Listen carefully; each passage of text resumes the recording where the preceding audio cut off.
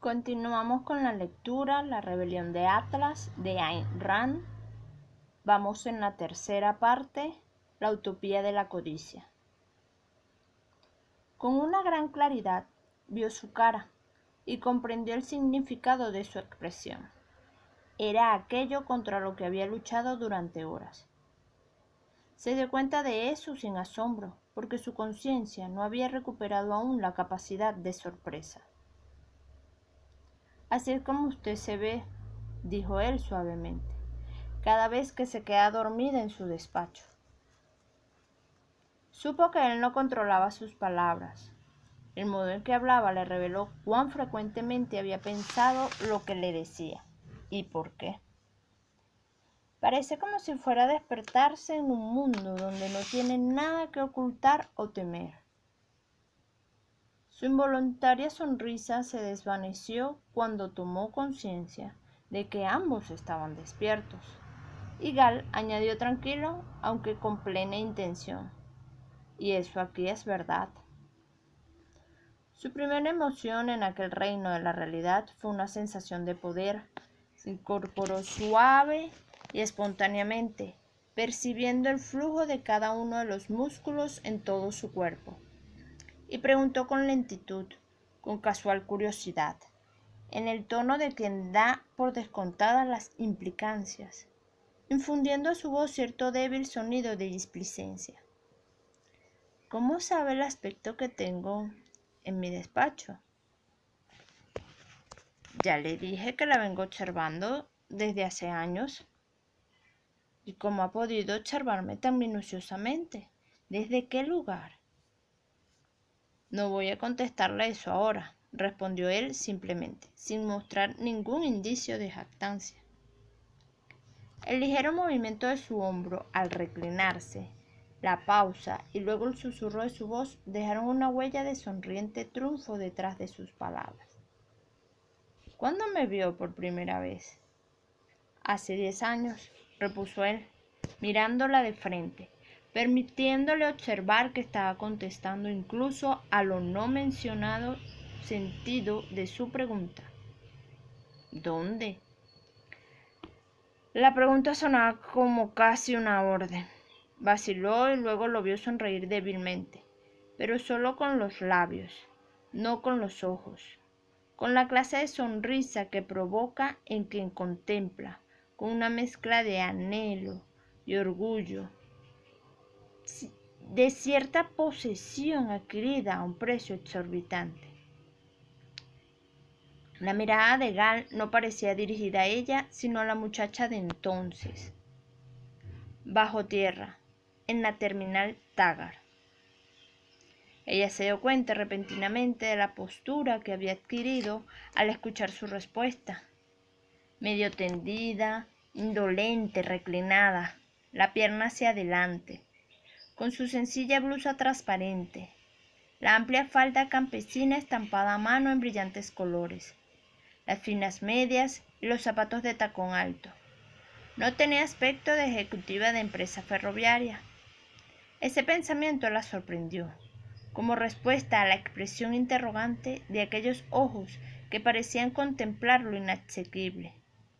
Se vio como lo que era, su sirvienta, y detectó el momento en que una leve acentuación del brillo de los ojos verde oscuro de él removió el velo de la distancia, sustituyendo la imagen que tenía de ella en el pasado por la percepción de su inmediatez, y se enfrentó a sus ojos con ese mirar insolente que era como una sonrisa sin movimiento de los músculos faciales.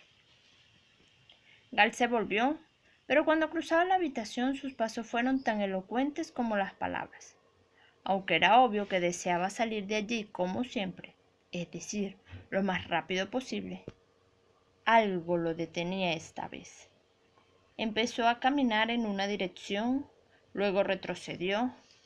Dagny pensó que la vacilación reflejaba sus propios sentimientos, aunque no podía asegurarlo. Sabía solo que John Gall, que nunca había perdido una batalla contra sí mismo, ahora No tenía ni siquiera fuerzas para salir de aquella habitación. Sin embargo, no demostraba señales de lucha. Se quitó el abrigo y en mangas de camisa se sentó frente a ella, junto a la ventana, al otro lado de la sala, en el brazo de un sillón, como remarcando que se marcharía muy pronto. Durante un momento breve e intenso, Daphne experimentó una fácil, ligera y casi frívola sensación de triunfo, al comprobar que lo estaba reteniendo tan firmemente como por contacto físico.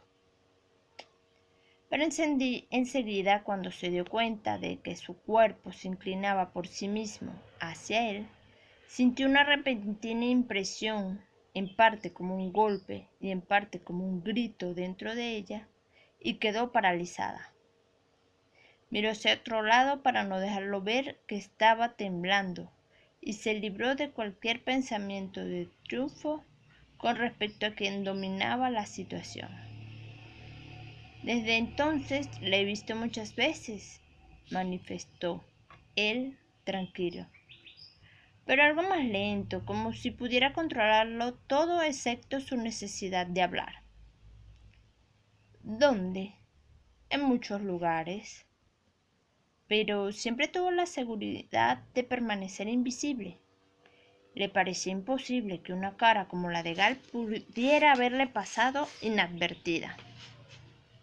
Sí. ¿Por qué? ¿Tenía miedo? Sí. Lo dijo sinceramente, y ella tardó un instante en comprender que admitía saber lo que para ella hubiera significado verlo. ¿Sabía usted quién era yo cuando me vio por primera vez? Oh, sí, mi peor enemigo, excepto por otra persona. ¿Cómo? No había esperado aquello. Y añadió más sigilosa. ¿Quién es la otra persona? El doctor Robert Stadler. ¿Estoy en el mismo nivel que él? No, él es mi enemigo consciente, el hombre que vendió su alma. No intentamos que se una a nosotros, pero usted es una de las nuestras. Lo supe mucho antes de verla. Supe también que sería la última en unirse a nuestra causa y la más difícil de vencer. ¿Quién se lo dijo? Francisco. Ella dejó pasar un momento y luego preguntó, ¿qué más le dijo? Me dijo que las personas en quienes habíamos pensado, usted sería la más difícil de captar. Fue entonces cuando oí hablar de usted por primera vez, y Francisco incluyó su nombre en la lista y me dijo que constituía la única esperanza y el futuro de Taggart con Transcontinental, que había actuado contra nosotros durante mucho tiempo, que luchaba desesperadamente por su ferrocarril, porque estaba dotado de una gran resistencia, valor y amor al trabajo. Sobre todo eso, hablaba de usted como si se refiriese simplemente a uno de nuestros huelguistas. Yo sabía que los dos eran amigos de la infancia, pero nada más. ¿Cuándo me vio por primera vez? 2 años más tarde. ¿Cómo? Por casualidad. A última hora de la noche en un andén de pasajeros de la terminal Taggart. Daphne comprendió que aquella era una forma de rendición. Él no quería demostrarlo, pero la intensidad de su voz se podía oír el esfuerzo que estaba haciendo. Llevaba usted un vestido de noche con una capa que casi se deslizaba por su cuerpo. Al principio solo vi sus hombros desnudos, su espalda y su perfil, y por un instante creí que la capa iba a desprenderse por completo, mostrándola desnuda.